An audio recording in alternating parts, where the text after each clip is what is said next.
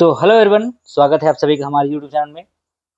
और dear students, आज हम आपके लिए छत्तीसगढ़ सेट जो कि 2026 में अक्टूबर में होने वाला है, उसके लिए पूरी स्ट्रेटजी आपके लिए लेके आए हैं। और इसमें हम आपको बताएंगे कि क्या गलती आपको नहीं करना है और इसके पूरे जो सही तरीके हैं, किस तरीके से आपको एग्जाम पैटर्न होते हैं, क्या क्या आपको बातों को ध्यान में रखना है, ये सब बातें करेंगे। तो चलिए डिस्कस करते हैं। सबसे पहले हम बात करेंगे हमारे पास जो चीज़ें हैं। पहले तो हम एग्जाम पैटर्न के बारे में बात करेंगे, क्योंकि बहुत सारे बच्चों का कमेंट था, सर एग्जाम पैटर्न कैसे होता है और किस तरीके से हमें इसको सॉल्व करना चाहिए या किस तरीके से हमको इसको स्टडी करना चाहिए। अभी तक मैं आपको बता दूं, कई बच्चों को कन्फ्यूजन है कि जो छत्तीसगढ़ सेट हुआ है आपका 2017 में हुआ था एक बार, और 2018 में हुआ है, 2019 में हुआ है, और लास्ट एक बार हुआ है 2024 में। यानी कि आपका ये चारों बार जो सेट का एग्जाम हुआ है। अब नेक्स्ट एग्जाम जो होने वाला है आपका 2026 में होने वाला है, और हम बात करेंगे इसके एग्जाम पैटर्न के बारे में। जिन बच्चों को इसके एग्जाम पैटर्न में थोड़ा सा भी डाउट होगा, वो इस वीडियो को देख के आपको पूरा क्लियर हो जाएगा कि क्या होता है सीजी सेट का पैटर्न। बहुत सारे लोगों को बहुत सारी कंफ्यूजन होता है, सर इसमें हमको पढ़ना क्या होता है। तो मैं आपको बता दूं, आप किसी भी सब्जेक्ट से हो, आप चाहे विज्ञान बैकग्राउंड से हो, साइंस बैकग्राउंड से हो, या मैथमेटिकल से हो, केमिस्ट्री है, फिजिक्स है, बायोलॉजी है, बहुत सारे ऐसे हैं। लगभग अगर मैं बात करूं तो 19 से आपका 20 ऐसे सब्जेक्ट होते हैं जिसमें हमारा जो सीजी सेट की तैयारी या सीजी सेट का एग्जाम लिया जाता है।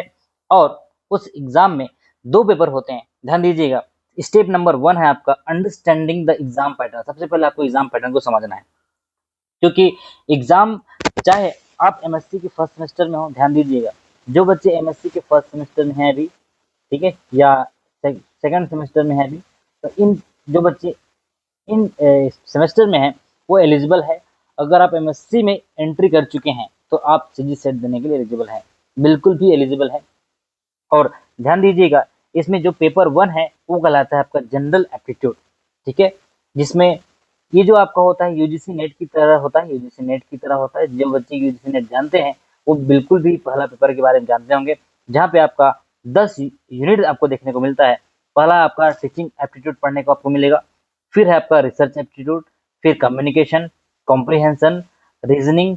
इसमें एक रीजनिंग में आएगा, मैथमेटिकल रीजनिंग आएगा आपको, ठीक है, और एक आता है लॉजिकल रीजनिंग, फिर है डेटा इंटरप्रिटेशन, आईसीटी कम्युनिकेशन, और 9th नंबर का कोई यूनिट है हायर एजुकेशन सिस्टम, और लास्ट आपका इन्वायरमेंटल। तो यहाँ पे आप देख सकते हैं 10 यूनिट है, ये समझ सकते हैं आप 10 यूनिट है, और एक यूनिट से आपको 5 क्वेश्चन देखने को मिलेगा। तो टोटल आपको 50 क्वेश्चन आपको मिलेगा, ठीक है, 50 क्वेश्चन मिलेगा। और एक क्वेश्चन का जो मार्क्स है वो 2 नंबर का रहता है, तो 1 मल्टीप्लाइड बाई 2, तो ये हो जाएगा 50 multiplied by 2 is equal to 100 marks. तो ध्यान दीजिएगा, जो आपका पहला पेपर है, पेपर नंबर 1 है, वो होता है आपका 100 मार्क्स का होता है। तो अब ये आपको क्लियर हो गया होगा कि स्टेप 1 में मैंने आपको बताया कि एग्जाम पैटर्न क्या होता है। पेपर 2 होता है, पेपर 1 वो हमारा होगा जनरल एप्टीट्यूड, और अगला मैं आपको बताने वाला हूँ जो है आपका पेपर 2, जो है हमारा केमिस्ट्री का। या आप किसी भी सब्जेक्ट में, मान लीजिए आप जूलॉजी में हैं, या मान लीजिए आप बॉटनी में हैं, तो आपका लाइफ साइंस के तरह आएगा। और अगर आप फिजिक्स में हैं, मैथ्स में हैं, कंप्यूटर साइंस में हैं, या जियोलॉजी में हैं, ज्योग्राफी में हैं, ये आपका जो पेपर 2 होगा वो आपका सब्जेक्टिव होगा। ध्यान दीजिएगा, आप जिस सब्जेक्ट में मास्टर किए हैं या उस सब्जेक्ट में आपको मिलेगा सब्जेक्टिव पेपर, ठीक है। तो कभी कभी हम 2-3 सब्जेक्ट में मास्टर किए रहते हैं, जैसे एमए इंग्लिश है, एमए हिंदी है, तो आप किस सब्जेक्ट में डालना चाहते हैं। सपोज आपने सब्जेक्ट लिया है, एमए इंग्लिश का लिया हुआ है, तो एमए इंग्लिश में आपका जो सब्जेक्टिव आएगा आपका इंग्लिश का आएगा। चलिए, तो यहाँ तक ये बात क्लियर हो गया कि पेपर जो 1 है उसमें जनरल एप्टीट्यूड में 10 यूनिट होंगे, और ये 10 यूनिट से आपको 50 क्वेश्चन देखने को मिलेगा। ध्यान दीजिएगा, मैंने बोला 50 क्वेश्चन, 50 मार्क्स नहीं बोला है, 50 क्वेश्चन जो है 100 मार्क्स का होगा, 100 मार्क्स का। चलिए, ये बात तो क्लियर हो गया। अब हम आगे देखते हैं नेक्स्ट जो हमारा है पेपर 2। जैसे मैं बात करूंगा केमिकल साइंस के बारे में, ठीक है। तो केमिकल साइंस, या यूं कहे इसको केमिस्ट्री कहा जाता है, इसमें आपको देखने को मिलेगा वेराइटीज ऑफ जो टॉपिक्स होते हैं। जैसे इनऑर्गेनिक केमिस्ट्री के टॉपिक्स मिलेंगे आपको, ऑर्गेनिक केमिस्ट्री के टॉपिक मिलेंगे, फिजिकल केमिस्ट्री के टॉपिक मिलेगा, एनालिटिकल के टॉपिक मिलेंगे, स्पेक्ट्रोस्कोपी है, क्वांटम केमिस्ट्री है, या ग्रुप थ्योरी है। तो जितने भी आपने बीएससी से लेके, मैं अगर बात करता हूँ बीएससी से लेके आपका मास्टर्स तक का जो सिलेबस है वो आपका पूरा इंक्लूडिंग रहता है, जो कहलाता है आपका सब्जेक्टिव पार्ट। ध्यान दीजिएगा, आपका जो सब्जेक्टिव पार्ट पेपर 2 रहेगा, ठीक है, पेपर 2 रहे, मैं सारी चीजें डिस्कस करूंगा, कैसे एग्जाम पैटर्न होते हैं, कब आपको टाइम दिया जाता है, कैसे कैसे सारे सब बताऊंगा। बिल्कुल थोड़ा सा सब्र करिए, धैर्य रखिए, फटाफट वीडियो को भगाते नहीं जाना है आपको। थोड़ा जो बच्चे नए हैं, बिगिनर हैं, एकदम जो न्यू हैं, जो अभी अभी एमएससी में एंट्री किए हैं, वो भी इस सब्जेक्ट के लिए, इस एग्जाम के लिए एलिजिबल है। और उन लोगों के लिए जो बच्चे अभी अभी करंटली 4th सेमेस्टर पास हुए हैं, उनके लिए तो गोल्डन अपॉर्चुनिटी है कि इसकी तैयारी तो आपको करनी ही चाहिए। चलिए, अब थोड़ा सा मैं आपको स्ट्रेटजी के बारे में बता दूं। जैसे कि आपने देखा कि इसका जो आज का मेरा जो वीडियो बनाने का मकसद है, वो हमारा है 100 डेज। अगर अब अभी डेट देखेंगे तो अभी आज का डेट है, मान लेते हैं आपका 26 जून है, तो लगभग जून तो खत्म हो गया, आपके पास जुलाई है, अगस्त है, सितंबर है, ये 3 ऐसे मंथ बचे हैं। अगर टोटल मिलाते हैं तो लगभग ये 100 डेज के बराबर है। और 100 डेज में आपको क्या स्ट्रैटेजी होनी चाहिए अगर आप छत्तीसगढ़ सेट की तैयारी कर रहे हैं तो यहाँ पे मैं आपको बता दूं, फेज 1 जो मैं आपको आपके लेके लाया हूँ, सबसे पहले आपका 1 से 45 दिन के बीच आपको क्या करना है, डेली शेड्यूल आपको रखना है 6 घंटे का। और इसमें कॉन्सेप्ट बिल्डिंग करना है, कॉन्सेप्ट बिल्डिंग, क्योंकि बिना कॉन्सेप्ट के आप आगे नहीं बढ़ सकते। तो अगर मैं बात करता हूँ फिजिकल केमिस्ट्री के, तो आपको हर दिन 2 घंटा पढ़िए फिजिकल केमिस्ट्री को। ऑर्गेनिक केमिस्ट्री की बात करते हैं तो इसको भी 2 घंटा, आप बिल्कुल 2 घंटा तो दीजिए। इनऑर्गेनिक केमिस्ट्री थोड़ा सा इजी है, इसलिए आपका 1.5 आवर यानी कि 1.5 घंटा दीजिए। और जो एप्टीट्यूड है, जो कि हमारा पेपर नंबर 1 है, पेपर नंबर 1 है, उसको आप बिल्कुल भी नेग्लेक्ट ना करिए। इसको आप 0.5 यानी कि आधे घंटे बिल्कुल दीजिए। इसमें आपको 10-10 यूनिट पढ़ना है, 10 यूनिट पढ़ना है। तो 1 यूनिट से अगर आप 3 क्वेश्चन भी बनाते हैं, ध्यान दीजिएगा, 1 यूनिट से आपका 3 क्वेश्चन भी सही बनता है, तो टोटल आपका 30 क्वेश्चन सही बन जाएंगे। और 30 multiplied by 2 is equal to 60 marks, यानी कि आपको 60 मार्क्स मिल जाएंगे। सबसे अच्छी बात यह है कि यहाँ पे नो निगेटिव मार्किंग, कोई भी निगेटिव मार्किंग नहीं होंगे। अगर आपका आंसर गलत है तो आपको कोई भी नंबर नहीं काटा जाएगा, ठीक है। तो ये तो हो गया हमारा विनिंग स्ट्रेटजी की हम कैसे अपने टाइम को, स्लॉट को बांट सकते हैं। यानी कि दिन में हमको 5 से 6 घंटे का आर्ट्स जो भी निकालना होता है, ये है आपका 6 घंटे का। और यहाँ पे आपको मैंने बता दिया कि फिजिकल केमिस्ट्री को 2 घंटा देना है, ऑर्गेनिक को 2 घंटा पढ़िए, इनऑर्गेनिक को 1.5 घंटा पढ़िए, और आपका रिसर्च एप्टीट्यूड जो कि आपका जनरल पेपर है, उसको आपको आधा घंटा देना है, ठीक है। चलिए, कुछ बातें और है जो कि हमारा टारगेट की बात करते हैं। टारगेट क्या है, देखिए, सबसे पहले आपको थ्योरी कंप्लीट करना है, ये बहुत इंपॉर्टेंट है। थ्योरी कंप्लीशन की तरफ भी ध्यान देना आपको, क्योंकि आप थ्योरी कंप्लीट करेंगे तभी आपको समझ आएगा कि हमको क्या क्या आगे क्वेश्चन सॉल्व करने हैं। फिर कुछ शॉर्ट नोट्स एंड प्रिपरेशन आपको चाहिए, क्योंकि आप नोट्स प्रिपेयर नहीं करेंगे तो रिविजन कैसे करेंगे। और फार्मूला नोटबुक भी चाहिए आपको। लाइक फिजिकल केमिस्ट्री के जो क्वेश्चंस होते हैं वो फार्मूला बेस्ड होते हैं, आपको फार्मूला चाहिए जहाँ पे आप इसको क्या कर सकते हैं, रिवाइज कर सकते हैं। और टॉपिक वाइज पीवाईक्यूज अगर आप कमेंट करते हैं तो मैं आपको टॉपिक वाइज पीवाईक्यूज क्या करता हूँ, डिस्क्रिप्शन बॉक्स में दे दूंगा, ठीक है।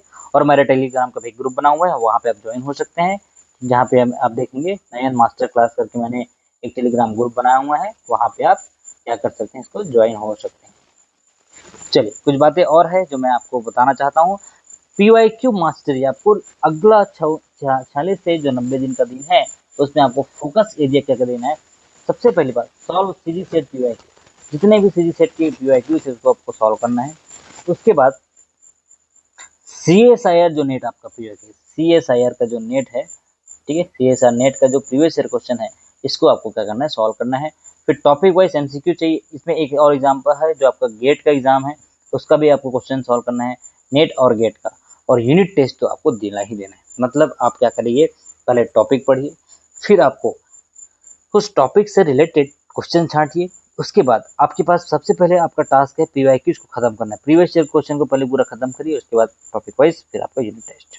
ये हो गया आपका फोकस एरिया। और लास्ट आपका है डेली शेड्यूल क्या होनी चाहिए, जो कि आपको मैंने पहले बता दिया है। डेली शेड्यूल में आप देखेंगे जहाँ पे पीवाईक्यू प्रैक्टिस चाहिए 3 घंटा, वीकली जो टेस्ट रिवीजन, टॉपिक रिवीजन वो भी आपको 2 घंटा चाहिए, और पेपर 1 की प्रैक्टिस आपको 1 घंटा करना ही पड़ेगा। और टारगेट आप रखिएगा बच्चों, 3000 MCQ क्वेश्चन कहाँ से करेंगे, ये आपको मैं बताऊंगा। कैसे आपको क्वेश्चन कलेक्शन करना है, इजी क्वेश्चन आते हैं, ज़्यादा टफ नहीं आता है। और कंप्लीट पीवाईक्यू 2013 से लेकर 2025 तक के जो क्वेश्चन है, चाहे वो नेट में आए रहे, चाहे वो गेट में आ रहे, ठीक है, चाहे वो सीजी सेट में रहे, चाहे वो एमपी सेट का हो। ध्यान दीजिएगा, कभी कभी स्टेट का जो अलग अलग स्टेट का सेट होता है, चाहे आप देख सकते हैं महाराष्ट्र सेट का क्वेश्चन वहां से आप सॉल्व कर सकते हैं।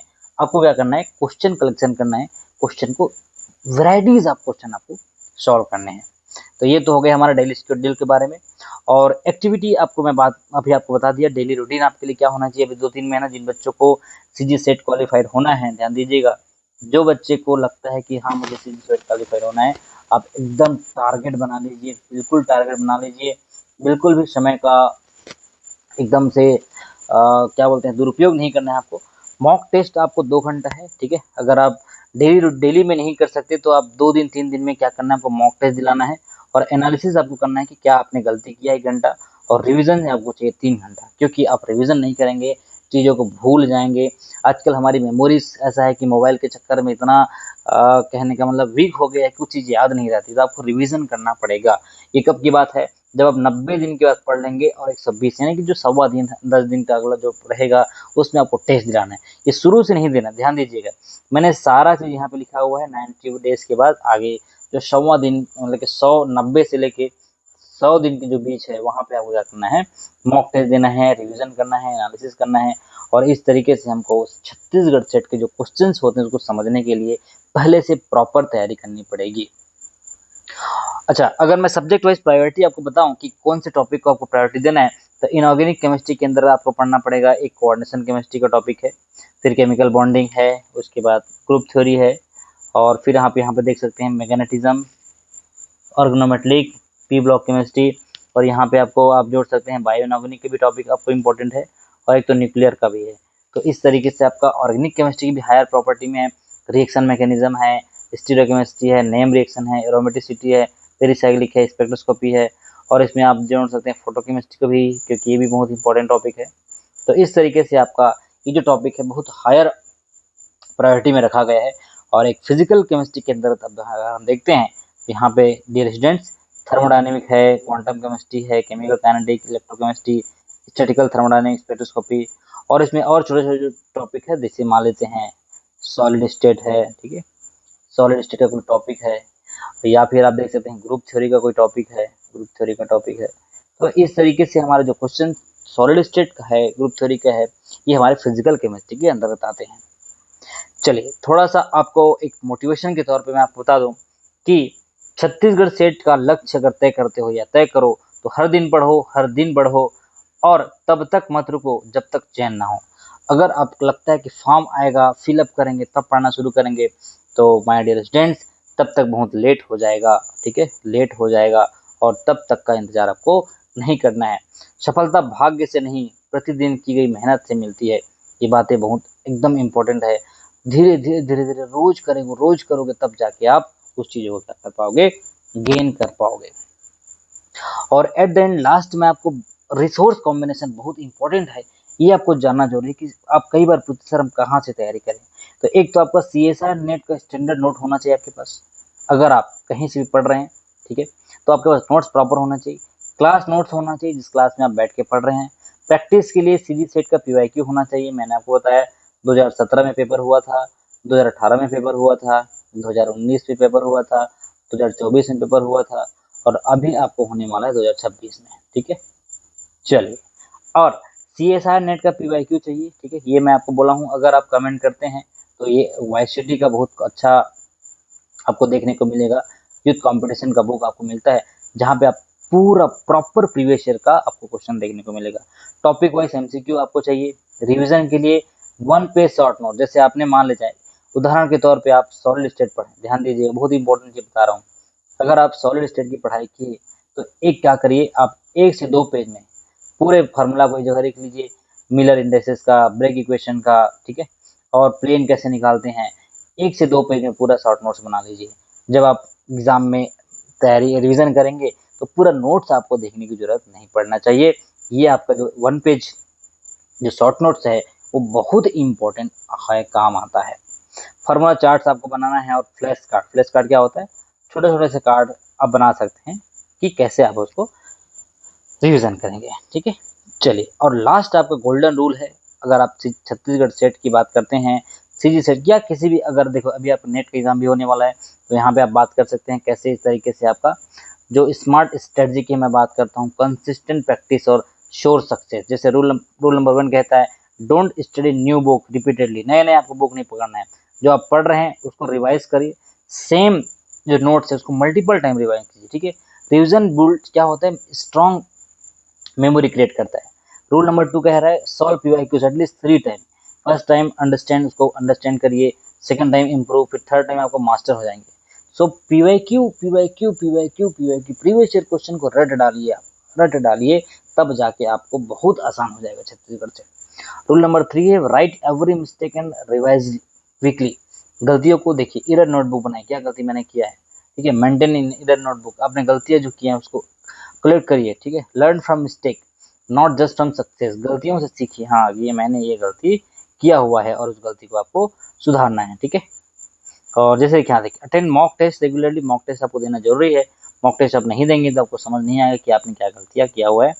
डेली रिवीजन आपको चाहिए, ठीक है, 60% आपको रिवीजन, 30% तो आपको प्रैक्टिस और 10% आपको न्यू लर्निंग। हाँ आपको लगता है कि ये चीज़ें मेरा छूटा हुआ है तब आप करिए, लेकिन पहले रिवीजन, क्योंकि रिवीजन नहीं करेंगे तो नया चीज़ पढ़ने का कोई मतलब नहीं है। तो इसमें जो बेस्ट चीज़ है वो ये है, balance is the key to selection, आपको बैलेंस बना के चलना है सारी चीज़ों को, ठीक है। तो डियर स्टूडेंट्स, ये रहा हमारा आज का स्ट्रेटजी प्लान कि क्या गलतियां नहीं करनी है, क्या गलती आपको सुधारना है और कैसे आपको सही तरीके से क्या करना है, एग्जाम को अटेम्प्ट करना है। तो चलिए मिलते हैं नेक्स्ट वीडियो में, मैं आपके लिए बहुत सारे और टॉपिक्स, इंपॉर्टेंट टॉपिक्स लेके आऊँगा और हम उसके बाद टॉपिक को धीरे धीरे क्या करेंगे, पढ़ना शुरू करेंगे। अगर आपको वीडियो पसंद आया होगा तो आप इसको चैनल को सब्सक्राइब कर दीजिए, बेल आइकन को दबा दीजिए, सो दैट कि आने वाला वीडियो आपको नोटिफिकेशन पहुंच जाए, ठीक है। चलिए मिलते हैं, तब तक के लिए थैंक यू।